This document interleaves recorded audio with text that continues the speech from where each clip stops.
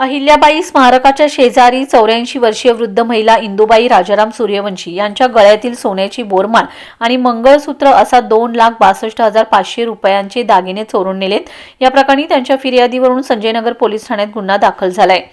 अवघ्या 3 तासात आरोपीला मुद्देमालासह ताब्यात घेतलंय। प्रवीण प्रल्हाद मोरे वय 36 राहणार अष्टविनायक नगर गल्ली नंबर 10 विजयनगर कुपवाड रोड सांगली असं ताब्यात घेतल्याचं नाव आहे।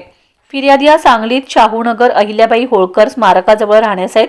मंगळवारी 3 फेब्रुवारी रोजी सकाळी 8:30 वाजता त्या अहिल्याबाई स्मारकाच्या शेजारी महापालिकेच्या जागेत फिरत असताना एक 35 वर्षीय अनोळखी व्यक्ती तिच्या जवळ आला। तो फिर्यादीच्या गळ्यातील दागिने ओढू लागला तेव्हा फिर्यादीने आरडाओरडा केला असताना त्या अनोळखी व्यक्तीने फिर्यादीचा गळा हाताने दाबून ओरडू नकोस नाहीतर सोडणार नाही असे म्हणत गळ्यातील 10 ग्रॅम वजनाची 1,12,500 रुपये किमतीच्या सोन्याची बोरमाळ आणि 7.5 ग्रॅम वजनाचे 1.5 लाख रुपये किमतीचे मंगळसूत्र हिसडा मारून तोडून जबरी चोरी करून पळून गेलाय।